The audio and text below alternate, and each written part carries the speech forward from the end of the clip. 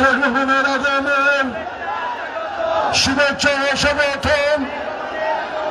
সিলেটবাসীর পক্ষ থেকে লাল গোলাপ শুভেচ্ছা। তারেক রহমানের আগমন শুভেচ্ছা ও স্বাগতম। তারেক রহমানের আগমন সিলেটবাসীর পক্ষ থেকে লাল গোলাপ শুভেচ্ছা। তারেক রহমানের আগমন শুভেচ্ছা ও স্বাগতম। তারেক রহমানের আগমন শুভেচ্ছা ও স্বাগতম।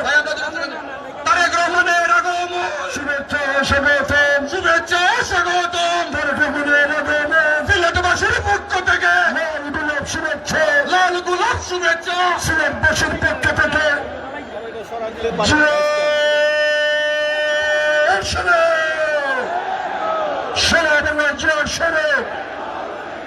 সিলেটবাসীর পক্ষ থেকে তারেক রহমানের আগমন শুভেচ্ছা ও স্বাগতম। প্রিয় নেতৃবৃন্দ, এ পর্যায়ে বক্তব্য রাখছেন বাংলাদেশ জাতীয়তাবাদী দল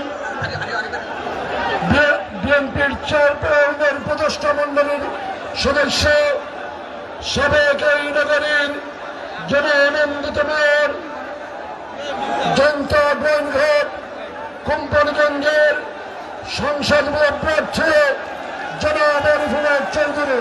জনাব আরিফুল হক চৌধুরীকে তার মূল্যবান বক্তব্য রাখার জন্য অনুরোধ করছে। বিসমিল্লাহির রহমানির রহিম। প্রিয় হযরত শাহজালাল শাহজাহান শ্রী চৈতন্যভূমির পিতৃভূমি এই পূর্ণভূমি সিলেট আলিয়া মাদ্রাসা মাঠে ঐতিহাসিক এই জনসভার সম্মানিত সভাপতি, আজকের এই বিশাল সমাবেশের বিএনপির চেয়ারম্যান আমাদের তরুণের অহংকার, আমাদের সিলেটের মানুষের হৃদয়ের স্পন্দন রহমানের আগমনের বার্তা শুনে সিলেটের আপামর জনগণ শুধু জনতা গোয়েনঘাট কোম্পানিগঞ্জ থেকে শুরু করে মাধবপুর পর্যন্ত সারা সিলেটবাসী জোরে বলো আস্থাক রহমানের আগমন শুভেচ্ছা স্বাগতম। 12 তারিখে দানের শীষে ভোট দেবেন কিসে? আরে ভাই জোরে হাত তুলে দিয়ে বলেন দানের শীষে ভোট দেবেন। এই পূর্ণভূমি সিলেট থেকে আমরা 6টি আসনে বিজয় নিয়ে তারেক রহমানের হাতকে শক্তিশালী করবো ইনশাআল্লাহ। আল্লাহ হাফেজ।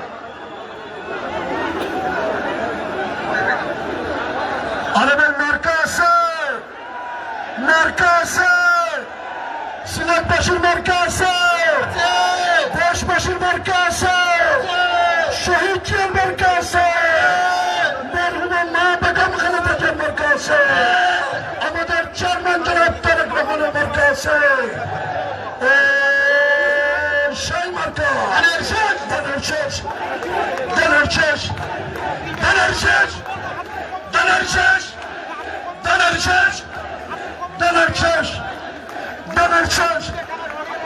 এই পর্যায়ে সিলেটের গণমানুষ, সিলেটের গণমানুষের নেতা, এই সিলেটের জনপদের অত্যন্ত প্রিয় নেতা, সিলেট মর্যাদাপূর্ণ এক আসনের বিএনপি মনোনীত প্রার্থী, বিএনপির চেয়ারম্যানের সম্মানিত উপদেষ্টা মন্ডলীর সদস্য জনাব খন্দকার আব্দুল মুক্তাদির, জনাব খন্দকার আব্দুল মুক্তাদিরকে তার মূল্যবান বক্তব্য রাখার জন্য অনুরোধ করছে।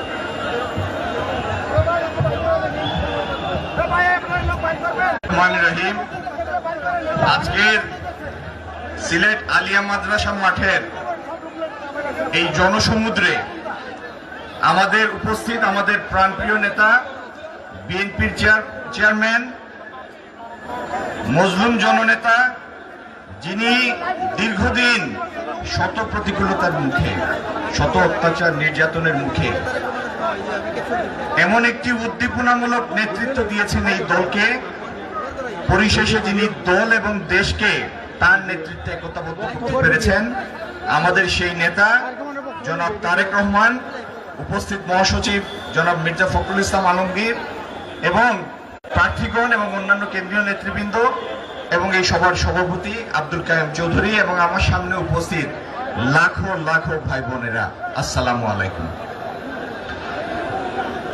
আগামী দিনের আমাদের যুদ্ধ হচ্ছে বাংলাদেশকে স্বাভাবিক করার যুদ্ধ, এই দেশের মানুষের মালিকানা আবার এই দেশের উপর প্রতিষ্ঠিত করার যুদ্ধ।